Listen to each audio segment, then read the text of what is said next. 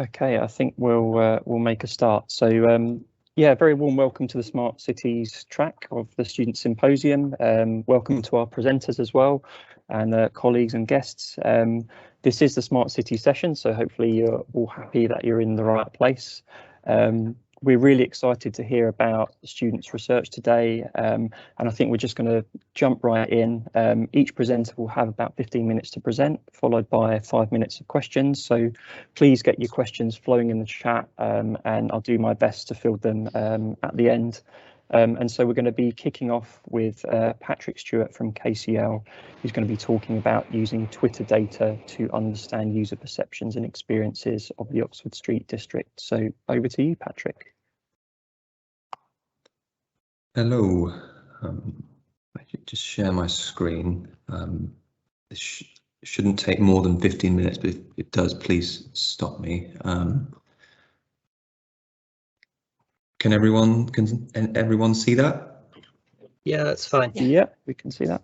Great. So hello everyone. So my presentation, this master's dissertation, was focused on using Twitter data to understand user perceptions and experiences of the Oxford Street district. And just to give you some context where I started with this problem, I guess without going into too much detail, planning methods typically use methods such as surveys and kind of counting measures like that, which are typically static, costly, and measure a low volume of participants. And also, given the idea that cities are dynamic and change much more quickly than what a survey can offer, there's actually a need to see if new data sets can potentially be used to offer a better solution to this problem. And social media is certainly one of those opportunities there. So that's what the brief was from Westminster City Council, to understand what other data sets are available, what can be used. So why did I choose Twitter as a solution to this? Well, it's highly granular and temporal detail. So if you access Twitter data through a Twitter data API, not only do you get the tweet, but you also get the time, the exact time and location. And if they've enabled location services, you also get the exact location from a longitude and latitude perspective. It's important to note that this is not that common. It's only 2 to 3% of tweets have location services. So not when you pinpoint tweets to a certain area, you're not getting all the tweets of that area. You're just getting a sub-selection of that. But obviously, as well, when you look at Twitter compared to maybe other social media data sets that you could potentially use, for example, Foursquare. Foursquare is more, for example, focused on checking into restaurants and the like, and Twitter is a different kind of, offers a much broader range of opinions, so it gives you a lot more ability to interpret things. But I think as well, just to give you some caveats, talking to a few people from Westminster City Council previously, I think it's just important to know that the Twitter API outside of academic use is not a free resource. There is a small version, and I think it's about 50,000 tweets that you can download per month for any user. But if you want to use a lot more than that, then it is a cost. There has a cost involved.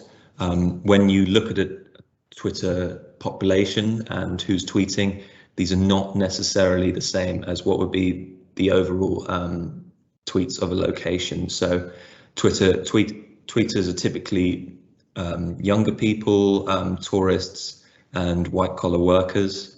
And then also, I think it's also important to remember that when we're looking at the data sets in more detail, that this doesn't not only capture just the tweets and people's perspectives on certain issues, the more stereotypical Twitter that you and I know, but also people link their Instagram photos and check into locations on Twitter as well. So we will be capturing a lot of that information in what we do. So what's the approach? Well, essentially, the idea is to understand what's going on in Oxford Street, the Oxford Street district, right? So we need to identify the longitude, latitude regions for that, and then capture all the tweets that have a longitude and latitude point within that area, and this was between January 2019 and July 2021. And once we have this information and the data has been processed accordingly, we can use various natural language processing techniques to sort of gauge or understand the area in more detail. So I've kind of highlighted 3 methods that I used for my presentation today. So the first is sentiment analysis. Essentially, it's looking at tweets, an individual tweet, and trying to understand if it's positive, negative, or neutral. There's a number of methods to do this. I chose quite a simple method called the lexicon method, and I'll go into a little bit more detail on that shortly. Secondly, there's something called topic analysis, which is using unsupervised learning methods to basically understand frequent conversations, words of interest, and to kind of label topics accordingly to give a user an understanding of what are the key topics of interest. However, this is an unsupervised learning method, and it is certainly it's quite nascent, the techniques used in this area, so it's certainly not perfect by any means. And then finally, spatial analysis. So this is really focused on understanding within the Oxford Street district, what are those key hotspots? Where are people tweeting the most and interacting the most with their environment? And this will be applied on various subsections of data. So we don't just have to look at the whole data set, but for example, we could look at spatial analysis and just look at positive tweets, for example. So we could see out of all the positive tweets and people who are having positive interactions, where are the hotspots for those positive interactions accordingly. Just to give you a little bit more of a flavour for it, but I won't go into too much detail given time. The lexicon method was simply just take each tweet and then use a pre-built lexicon from a scholar called Finn Arup Nielsen, who already used this method on numerous ways, and actually urban data sets and urban Twitter has already been using this accordingly. And each word in a tweet is matched if it's relevant to that lexicon and is matched that score from -5 to +5. The overall tweet is then summed up and it's either defined as either positive, negative, or neutral, given the circumstances. And over the period from January 2019 to July 2021, there was about I think that's about 60,000 tweets, and then of that, it's not surprising that the high volume of that was positive tweets, and that's probably not surprising given the high tourist area that is the Oxford Street district. And then just a topic analysis again, very quickly, understanding the keywords from the topic and identifying tweets that occur frequently, and from that that kind of infers topics which we can use the keywords from those topics, and then the user can label those topics based on what those keywords are.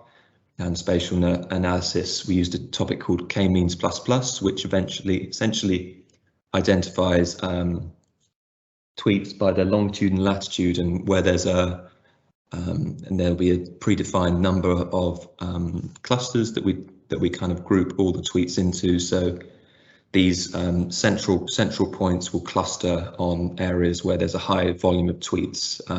I give you an illustration on the right hand side, which we go into more in the results. And as you can see, the density of that centroid highlights that there's actually a lot more tweets relevant to that central point. So just to give you a few key points from the results, I think it's important to know that we did have COVID during that period. So the number of tweets from about March 2020 rapidly fell, which is not surprising, and that indicates a much lower interaction in Oxford Street district more general. This kind of matches up to other data sets like Google Trends and economic data sets accordingly, which shows similar kind of drop-offs to that. And not only that, but the proportion of positive tweets. So on a month-on-month basis, taking all the tweets from a month and seeing what percentage of that is positive. Before the pandemic was about 55% tracing there. And then once the pandemic hit, it fell quite a fair amount during the early days of the pandemic. But again, into the winter lockdown months, it really fell. So I think in about February, the number of positive tweets proportion of the overall total of tweets hit 35%. And I just also gave the idea of Belgravia just to highlight that it's unlikely to do with any planning decisions that were taking place, because other areas like Belgravia had a similar trend where they were in the 60% proportion of the total before, and that has really fallen since the pandemic and has yet to fully recover. I think as well. And then also just looking at the whole data set again, just to give you an idea of topics, we could identify using latent direct allocation 7 topics of interest, and these will be really of no surprise to you. Things like photography, which captures a lot of Instagram photos, places like Oxford Street, Carnaby Street, Marble Arch, that's no surprise. Good times, which I've just labelled as positive in that case, but that's positive emotion. And then the obvious other ones such as shopping, food, street observations more general, so just not necessarily photographs, and positivity. So there's a lot of positive topics in there, which is good. And then just to talk a little bit about the clusters, the main clusters, again, not really surprising to see it really dominating on places where there's a high volume of shopping, restaurants, that sort of thing. So Oxford Street, Marble Arch, which is a well-known landmark, and a particularly high concentration in Carnaby Street and Kingly Street, those sort of areas as well, and Soho. I don't think there's anything too surprising from that perspective. I'm not going to go through all the data sets, we looked at those, but I think something that was quite interesting is when we use latent direct allocation just to look at negative, and just looking at negative tweets, those, and then seeing the topics within that. There was some of the key words that came out was a lot of things related to masks and health, which is not surprising since the COVID pandemic, and obviously that kind of matches up with a much higher proportion of negative tweets since the pandemic as well. And then obviously other areas like nightlife complaints, and then also street issues was a big area of concern, and that included things like protest. I think there was other keywords such as and vaccination protest, Extinction Rebellion, and things of the like. So there was something there. I would just mention as a caveat for this, we are dealing with quite a small data set, so it's certainly just to give you an indication of what the topics could be, but there's nothing. It shouldn't be taken too concretely, the underlying trends behind that. And I think also just to give you one last interesting bit of results, and that was to compare the kind of concentration of tweets pre versus post COVID. So where were the key hotspots like pre versus post? I think, we're dealing with quite a low number of centroids, so there's not going to be too many obvious differences to the naked eye, but I think it is important to note that there is definitely a clear reduction in tweets away from the main Oxford Street and more being captured around other areas. So the Manchester Street area saw kind of 2 centroids, wherever there was 1. The Marble Arch centroid has sort of disappeared, and then obviously places like Soho and Carnaby Street were still quite present. I mean, it was a lower data set, and obviously there were still photos, and then there was also, as I said before, Twitter data captures a wide variety of things. So there was a lot of kind of shops. Looking at the raw data set, that were sort of stepped up their promotion of shops, and that was captured within that located data post-pandemic as well. But I think that is just an interesting little trend to see that little change in concentration away from the centre of Oxford Street since the pandemic hit. I think just to talk quickly about areas of contribution that Twitter made certainly, or gave an indication to from this thing. I think, firstly, it does give a good economic indication of a region, especially something as important as the Oxford Street district, and that these changes in tweet volume and positive and negative sentiment do match up to other data sets such as Google Trends and the like. I kind of highlight that further in my actual dissertation.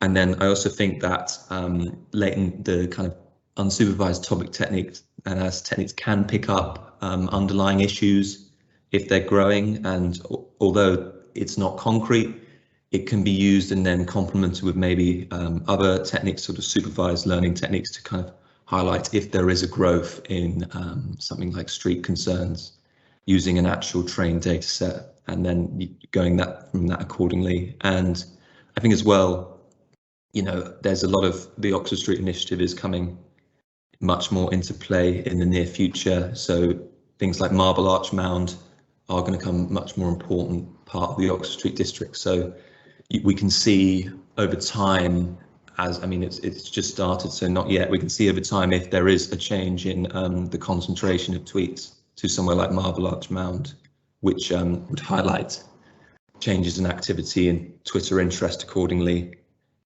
And yeah, I think that was really the main points. I think I tried to keep it brief given time, but I do, if you want the actual report or the GitHub, I can, or the code that was used for this, I can send it separately. But, Thanks very much, Patrick. Are there any questions for Patrick? We have got a few minutes, so do pop your hands up or pop questions in the chat.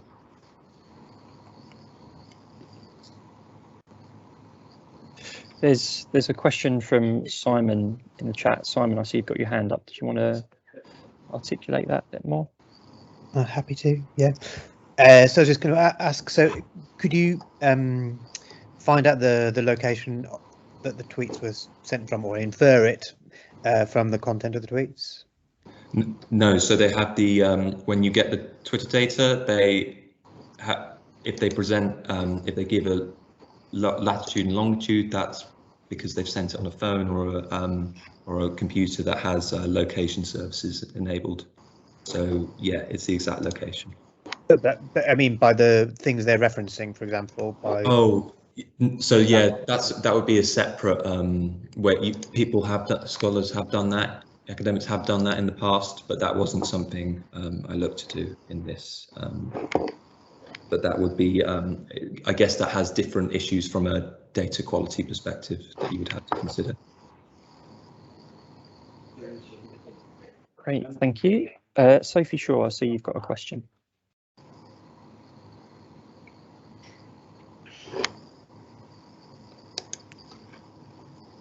Sorry, my sticky mute button. Thank you, Patrick. That was really, really interesting. Just you mentioned sort of at the start that obviously Twitter users aren't necessarily representative of the whole population, but are we able to gather any information about who is tweeting, that kind of population? You know, from a Westminster perspective, we're sort of interested in the difference between residents and visitors, for example, whether, you know, that's the kind of thing we could pull out as well as kind of other demographic information. So yeah, again, there has been work done on that. You have to guess if they're a resident or visitor based on if they have a higher frequency. So if they're tweeting more over a number of weeks, or you've identified them, you can classify them as visitors. But typically, sorry, not visitors, as residents. And if they're a one-off, you can classify them as visitors. The issue with that is typically they're done with a much bigger area, so like a whole region of London, as opposed to the problem with Oxford Street District is it's quite confined in its approach, so you're not getting the same richness of data as you would if you looked at a wider area. Okay, thank you. Got time for one very quick question from Matthew. Oh, thank you. Yeah, I'm aware of time there, so I'll try and be quick. Yeah, Patrick, really fascinating presentation. I guess this is just understanding the sort of in the topic analysis, the sort of level of detail that you can get from that. And your final slide with your conclusions kind of answered it a bit, because you said it was interesting how you were able to kind of pick up on things like health concerns or nightlife complaints. I'm just thinking from a local authority perspective, sometimes you struggle to get people to kind of engage with consultations, and this just seems a really good method about being able to sort of engage with people in a sort of different way, especially because for a local authority, typically the people who respond to consultations are actually the sort of, sometimes being stereotypical here, the opposite group. So you're kind of talking about how in the kind of, you have to be aware of the demographics of the kind of Twitter users, but I think as local authorities have to be aware of the kind of demographics who respond to traditional consultations. So yeah, it's kind of less of a question, but kind of more just, I think it's a really interesting methodology that could be explored for kind of how councils do kind of consultations. Interesting. Okay, thanks for that. Great, thank you, Matthew. So we're going to move on now to Tamas, who's going to be talking about uncovering how visitors feel about Westminster using open source data. So this flows nicely on from Patrick's presentation. So over to you, Tamas. Hi everyone. Just 1 second to share my screen. Can you see my screen? Yes, we can see that. All right, so my name is Tamas Vajda. I studied artificial intelligence at King's College, and the title of my dissertation was Experiences of Westminster. So here's the outline of the presentation. So firstly, what is the problem definition? The council would like to understand people's attitudes and behaviors towards Westminster, and this should be done in a way to explore big data. Traditional surveying methods are sort of, as previously talked about them, are sort of inefficient, costly, and rely on self-reported answers. So we would like to answer mainly the question of what do people think about Westminster and how does it make them feel using open source data. What are the aims and the objectives? The project can be divided up into 2 main parts. First is the data collection, and the second is the data analysis. For the data collection, the main considerations are how do we find good quality data that is sort of cost effective, easy to use and implement, and also we have to think about the legality of finding this data, because popular methods such as web scraping tend to be sort of on the gray area in terms of the law. For the data analysis part, we can sort of break down the previous broad question of what people think about Westminster into sort of smaller, more well-defined questions. So, for example, what are the most frequent terms that people use about Westminster? And also, how did the COVID-19 pandemic affect the topics that people talk about? So what sort of trends can we discover? And also there was a special interest in the West End area. So we could compare how the topics in West End compared to the rest of Westminster. A second, slides change quite slowly. Yeah, so the motivations, traditional methods, as I've said, are time-consuming, costly, and they also put a burden on the residents or the visitors. People don't really want to complete long surveys, and because of these reasons, it's impractical to collect large amounts of data. There's also a large amount of freely obtainable open source data online. People discuss pretty much everything that we can think of online. So collecting this data could be very crucial, and it could replace surveys. What are the difficulties? Well, finding good quality data is not trivial. So even though there are countless platforms online that we could use, a lot of them actually prohibit collecting their data from their websites. So for a sort of research perspective, this wouldn't be that much of an issue, because I think that would be considered as personal use.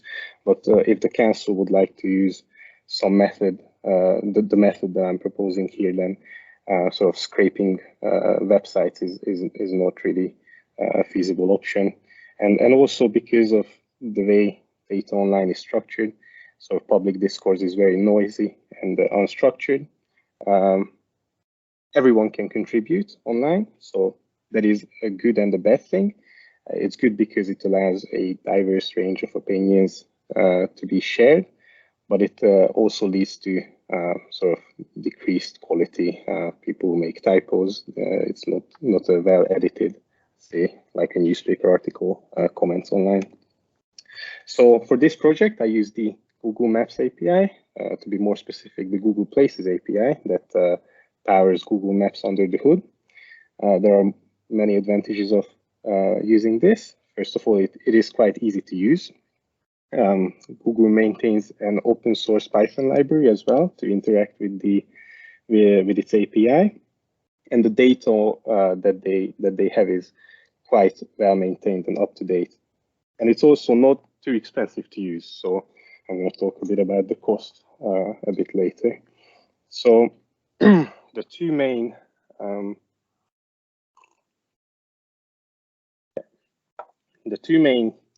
endpoints that I decided to use for this on the Google Places API was firstly the Places text search. So when you go on Google Maps and you, for example, look up restaurants, and it gives you sort of restaurants on the map, this is what's happening under the hood essentially. So we can call this programmatically.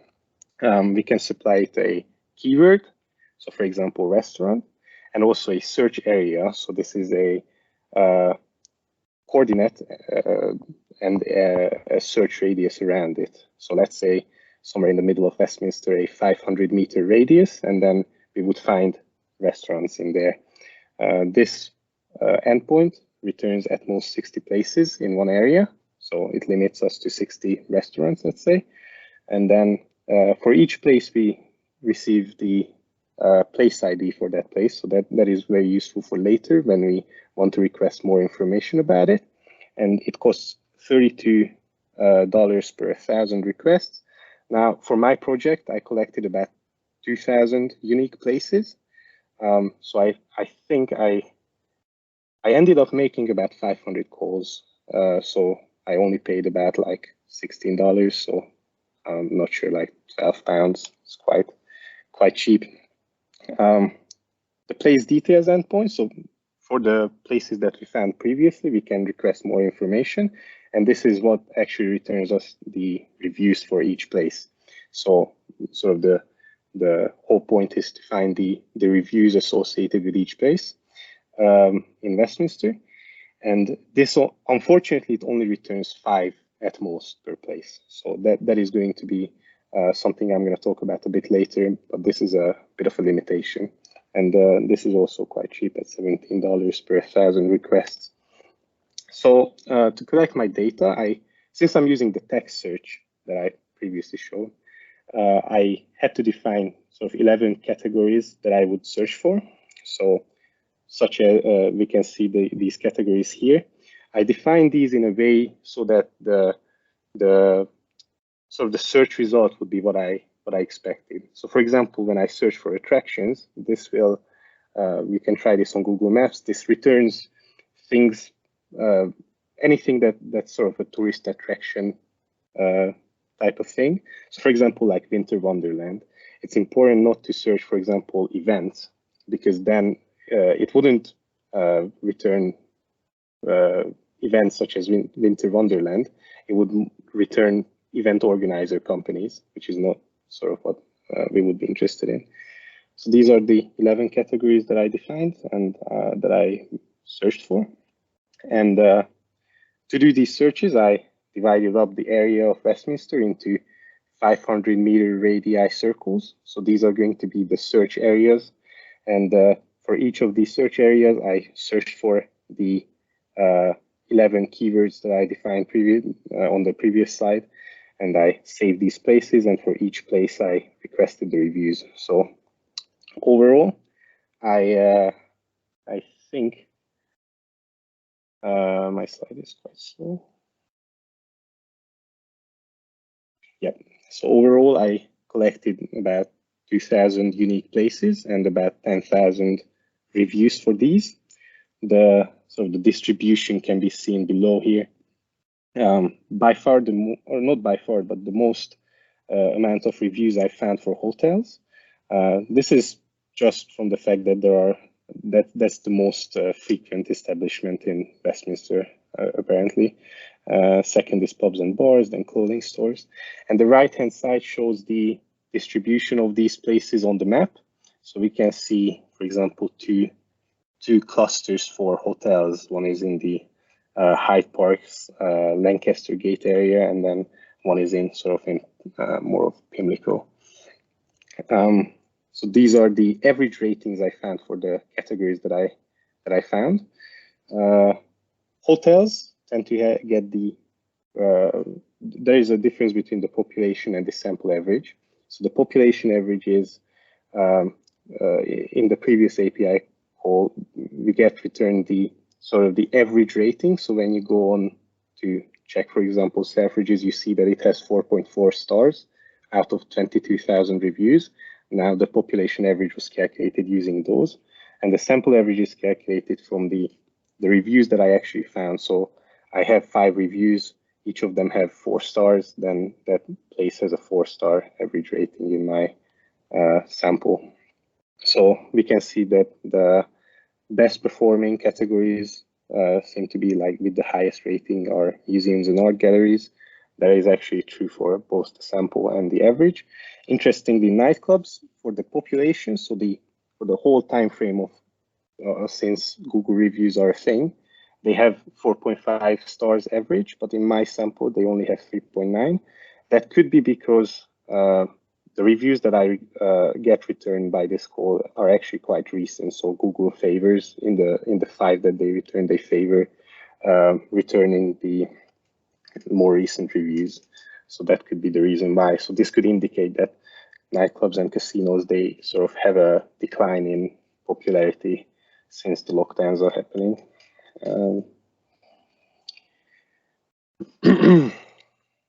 Just waiting for my slide to change. Yep. This is just a map of the previous averages. So for each place, this is sort of a heat map of what are the highest rated areas and what are the lowest rated. So we can sort of see that there's like a yellow cluster here and more of a yellow cluster here. And this sort of corresponds with the hotels that we found in these areas. And these hotels are one of the lowest rated categories. That sort of makes sense. Now, instead of using the actual ratings for the reviews, I assigned a sentiment value to each review. So for reviews with 4 ratings of 4 or 5, they received a positive label. For ratings with for reviews with rating 3, they received a neutral sentiment label. And reviews with ratings 1 or 2 received a negative sentiment label. And we can see on the right the distribution of sentiments for each of the categories. So this is actually quite common that online reviews tend to be overwhelmingly positive. So that we can sort of observe that here as well. Now, to analyze the actual text content of the reviews, I sort of pre-processed the data. We can see the process of that here. That results in the bottom sentence being turned into a list of tokens. So these are easier to work with. Here you can see the top positive and top negative words. So these are actually the top words found in positive reviews versus the top words found in negative reviews. And the way I sort of define a top word is instead of just taking the frequency as it is, in order to avoid highlighting domain-specific words that would appear in both positive and negative reviews, regardless of the sentiment, instead of that, just taking the frequency as it is, I sort of took the difference in frequencies. So if a word had a high frequency in positive reviews and a low frequency in negative reviews, it would get a higher rank in the top positive words. So here we can see this is the top 10 for each.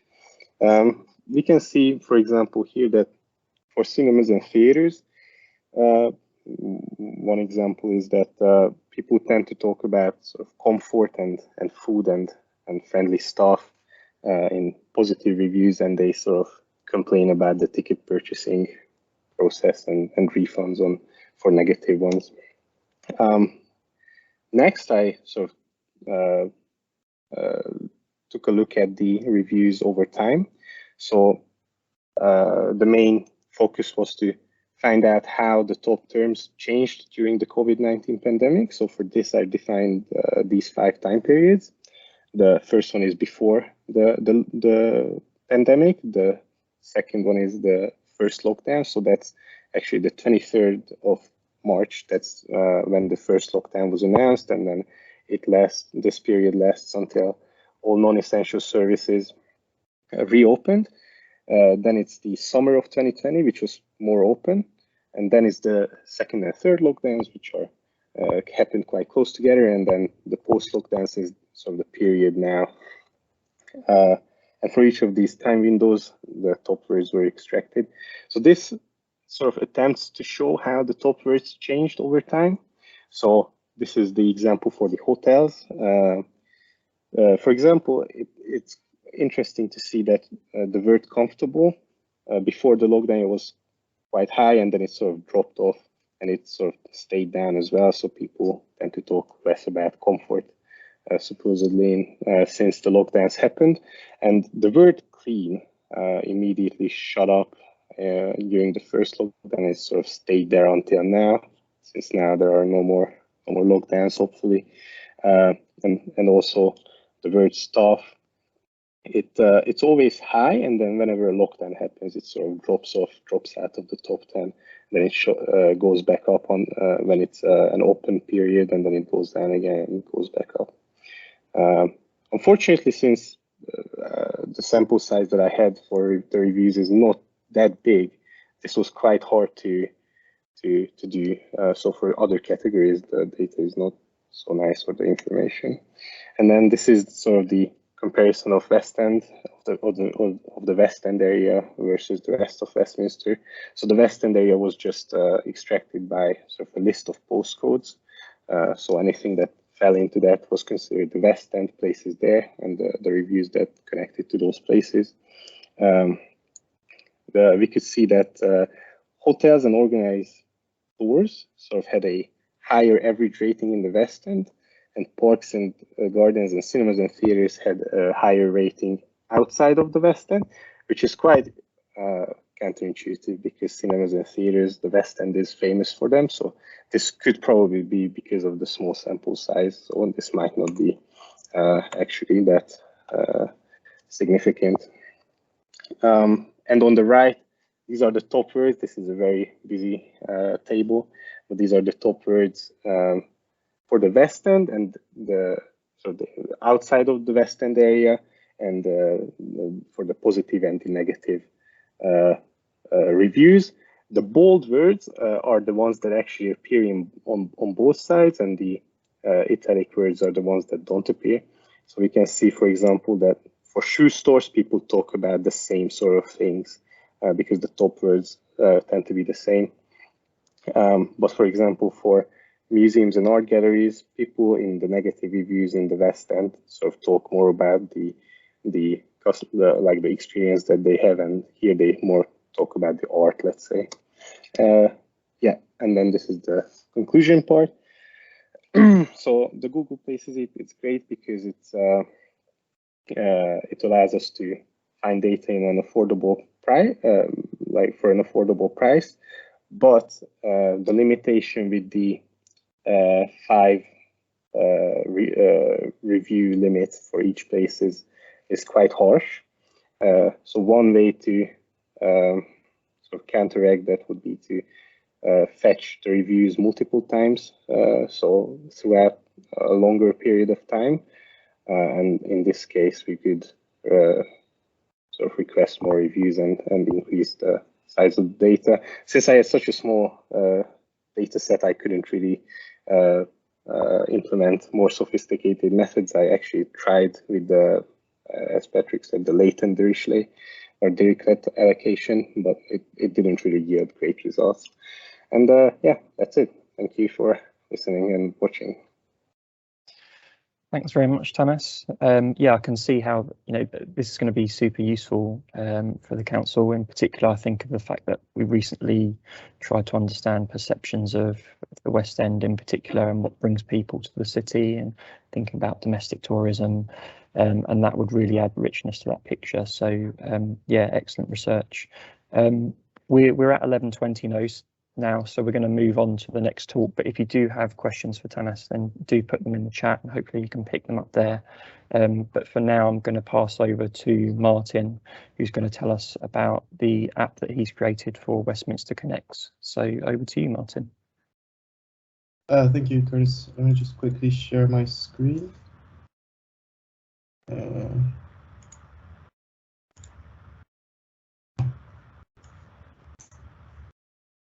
Right, can everyone see my screen? Yep, can see that. Okay. Great. So hello, my name is Martin Todorov. I studied a Bachelor in Computer Science in King's College London, and my final year project involved creating a mobile application prototype for the Westminster Connect platform. So basically, what is Westminster Connect? It's an existing web portal, and it serves the purpose of allowing organizations to expose volunteering opportunities, and then for volunteers from the community to choose to volunteer, basically. And the aim of my project was to kind of port over this existing portal into the mobile world and enhance the experience that it provides in order to keep volunteers engaged in the best way possible.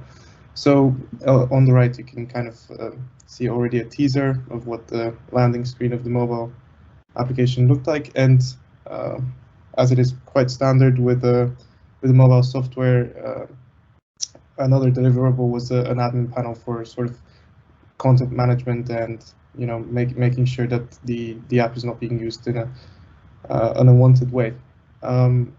So firstly, I wanted to lay out kind of the set of requirements and illustrate them with this use case diagram, so that I kind of familiarize everyone with the software. So we have mobile users, which can be either organizations or individuals, and both users can register. And after they've registered, they can obviously receive notifications. They can track their contributions to the community. They can manage their personal data. And then individuals on one hand, or actually, let me just start with organizations. Maybe it's more sensible. So organizations can create volunteering opportunities, and they can therefore manage all volunteers that sign up for their opportunities. And they can browse everything that they have created in the past or in the future, so upcoming events and past events. Whereas individuals, on the other hand, they can kind of view all of the opportunities that are available in the platform, and they can sign up for opportunities. They can track what they have done in the past and what is upcoming for them in the future, and they can write opportunity reviews. And that's kind of a key part of a key requirement, I should say, is that both individuals and organizations need to be verified after they register. So this is kind of doing a vetting of sorts to make sure that they're, since the app presumes actual real life interaction, it's quite sensitive, and we don't want fake accounts or whatever to be using this app in a fraudulent way. So verification is quite paramount. And on the other hand, we have this admin users, which from the admin panel, they can verify individuals, organizations, approve reviews that individuals have written, and approve opportunities to become public. So hopefully that'll, I know it's a lot of information to intake, but hopefully it kind of makes sense so far. So for the rest of this presentation, I've kind of taken an approach where I wanted to be very visual and show you live footage from recordings from the mobile application, which yeah, so let me get started with the demo. So one of the first things I wanted to talk about was the onboarding process, where it's a separate journey for basically whether or not you're an organization or an individual. And let me just play this video, which is maybe a bit fast, but for the purposes of time. So both users are taken on different journeys where they have a standard kind of sign up form, which I'm sure everyone has seen. So individuals input some basics information about themselves, and organizations need to put in a bit more. So this is kind of the first thing they need to do to onboard in the app, and individuals also have like a little shortcut. Whoops. So they have a little shortcut to use third-party sign-in providers like Google or Apple, just so they can jump in the app as quick as possible. And once they've done that, they'll have access to kind of the main application. And the focus here was to really keep the onboarding as slim as possible in order to not offset people by this lengthy process. And yeah, the app is quite different for organizations here on the left and individuals on the right. And I probably should have said that yeah, it's both mobile platforms. So yeah, obviously this is iOS on the left and Android on the right, and the recordings are from real iOS and Android devices here. Yeah, so basically nice and short, and before too long they can look at the app, which organizations can use to create opportunities and individuals can use to volunteer. So the next step, and the next step which I wanted to showcase is the verification process. So although you can quickly onboard and kind of get a sense of what the app is, get a sneak peek of what you can do in it. Like I mentioned earlier, we don't really want to be allowing people to kind of engage in these sensitive activities without vetting them first. So there is some parts of the app are blocked. So for example, here individuals, when they find a volunteering opportunity and they select it, they will be unable to actually volunteer for it because they're not verified initially after they create their account. So in order to get verified, they need to kind of undergo a series of steps of it's pretty standard stuff. I'm sure everyone here has seen this. So they need to verify their email address. They need to verify their phone number, which is done like with SMS codes, and email address is done with some links in their email. And finally, one thing which is kind of maybe not seen in most apps is they need to upload a photo ID document that is just to make sure that kind of someone from the Westminster Connect staff can look at that information on the admin panel, which you can kind of see here on the right.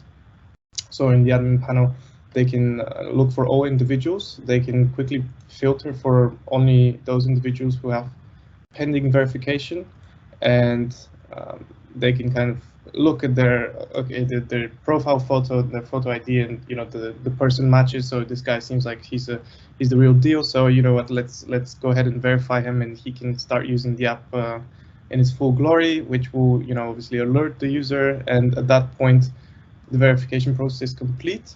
And this process is kind of very similar for organizations, except they don't upload photo IDs, but someone can check that it's a real organization. But I've kind of omitted that part for the purposes of keeping this as short as possible. So the next thing I kind of wanted to showcase was the creation of volunteering opportunities. So this is something that's done on the organization side. So they can input some basic data like the title, some description, which is trying like explaining what the opportunity is about. They can input how many volunteers are needed for that opportunity. They can associate it with an address and choose whether to be public or not, which is important because like it will be like whether or not they want to expose that to everyone in the platform or maybe to just specific people. They can kind of associate it with these preset tasks that volunteering opportunities are grouped, which is useful later on to be able, for for users to quickly filter the different types of events that are being fed through the system. And then finally they set in a date and time, and there's some shortcuts to make that opportunity recurring so that it can repeat like every month for 25 months, for example, as it is here. And once it is created, it is in this pending verification status. So again, everything needs to be vetted. Nothing is like everything is sensitive. So yeah. So at this point, similar to how individuals were verified, someone from a staff member presumably can go into the admin panel and kind of verify that this is a legit opportunity. You know, it looks real, it looks good. So after that, the opportunity will be verified and it will be visible to all individuals that are in the platform. So the next bit is going back to the individual side of things, how individuals can filter and find volunteering opportunities that suit their interests. So, like I mentioned earlier, while creating opportunities, everything is associated with these kind of preset selection of tasks. So individuals can have a preference of sorts that is associated with their profile in terms of what they're interested in. So this is kind of very common in a lot of systems, like you know, if we're thinking of like streaming platforms, you know, they also kind of use interests and in order to relay the best content possible to you, something that you'd be interested in. So similarly here, individuals can edit their interest, and if the opportunities will be filtered as accordingly to whatever they have selected. So here in this example, we're toggling on the walking dogs topic or kind of category, and this opportunity of walking dogs kind of appears and disappears as we toggle it. Also, they can literally like filter by text to find some opportunity in some text in the opportunity title or description, and they can kind of quickly filter by the type of opportunity without necessarily updating the profile preferences. And then finally, one niche thing which they can do is they can look at opportunities displayed on a map, which is a bit more visual, but only opportunities that have their address public will be displayed here. So this kind of goes back to the creation bit and the public address bit of the opportunity. So yeah, this is a bit more of a visual sort of means to find opportunities. And next up will be so the organization creates an opportunity, the individual finds it and likes it. So it's time to see how like actually signing up and volunteering works. So the individual finds an opportunity and they press, you know, they can view the organization associated with it, and then they can press the volunteer button. And over here they'll be seeing a list of slots at which the opportunity is going to be happening. So this opportunity like recurs once a month, so it's every month on the 26th it happens. So they can choose to sign up for one or for multiple slots, which will notify the organization, on the other hand, that has created the opportunity. And at that point, the organization can tap on the notification, which will take them to the opportunity, and they can also browse those slots and view all of the individuals that have signed up. So there's pending, accepted, and rejected individuals. So they can choose to, you know, accept or reject individuals, which will kind of bounce back to the individual user side of things, and it will let them know what the organization has done with their application for that opportunity. And all of these notifications are kind of historically stored in the app as well. So hopefully that you can kind of imagine, I know this was kind of quick, but you can kind of imagine how it would look in a real life situation with, you know, one individual using a phone and like an actual organization using their phone, and kind of how the flow between the two will be. Yeah, and this there's a couple of other things that I just wanted to quickly glimpse over.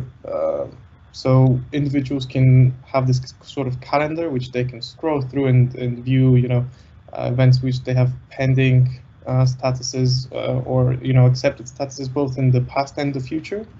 And so this is kind of a neat way to track their agenda and make sure that they know when they will have a volunteering opportunity coming up to do.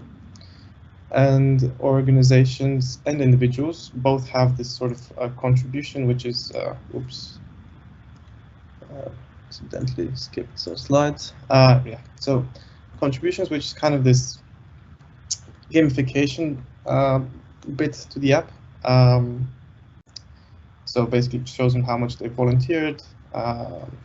Yeah, so it's hopefully pretty self-explanatory. And oops, I do it again. And finally, individuals can also leave reviews to opportunities that they have volunteered to in the past. And they leave a review from the mobile app, and then someone needs to verify it from the admin panel, at which point that review will become public for all individuals to have a look at. Yeah, so I have prepared here some screenshots of how all the screens were linked together, but I think maybe I was a bit too ambitious in how much content there is here, so I'm just gonna skip them for now. And yeah, we pretty much went over everything. So just in terms of how the system was evaluated as kind of towards the end of the project, there was an anonymous survey conducted, which a friend participated in it, and as well as people from Westminster City Council, and the results were kind of very. Sorry, and I should probably say that the app was kind of distributed in a beta version to a lot of people, so it was almost sort of tested, and at the same time I got quite a lot of feedback, and there were 10 questions in that survey. Over here I've extracted a screenshot of just the last question, but the general kind of feedback from the survey was that the app was looking promising, and really looked like it can be something that keeps volunteers engaged and kind of achieves its purpose and goals. So yeah. Finally, I'd just like to thank my supervisor, Dr. Abdurrahman. I'm not sure if she's in the meeting, but basically she was helping me throughout the year, so thank you for that. And also want to thank Curtis and Christine from Westminster City Council, which obviously none of this would have been possible without them. And also everyone else who partook in the user evaluation survey towards the end and kind of gave very, very meaningful and valuable feedback to me. So yeah, thank you for your attention. And that's it from me. Excellent. Thanks very much, Martin. We do have time for one or two quick questions for Martin before we head back to the main session, if anyone's got some.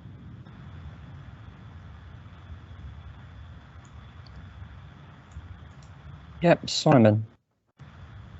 This might be more a question for Westminster, but did you consider this to be a prototype, or did you have plans for maintaining this software now that it exists, so that you can continue using it as Connect changes? Martin, do you want to take this one, since you've been working with the Westminster Connect team? Yeah, I mean, so it was. I think there are considerations to bring this app to production. But I think I'm not sure if I'm best placed to answer what the next steps are, and yeah.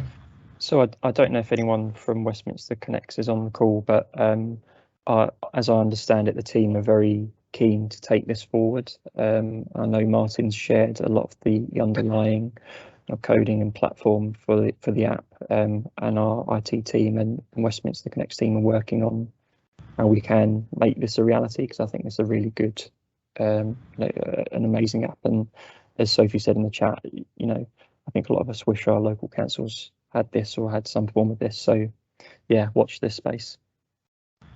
Thanks. Great. Okay, I think we'll leave it there. And I don't know about you, but I've been so impressed and, quite frankly, really proud of all the quality of all our student projects this year, their technical expertise, how these smart approaches can help us to better understand our city, better help our residents. And I think everything that we've heard today has real world application as well, we can potentially take forward and use. So this really shows what we can achieve when we all work together. So I think that was a fantastic session. So thank you all for joining. It's now time to head back to the main session.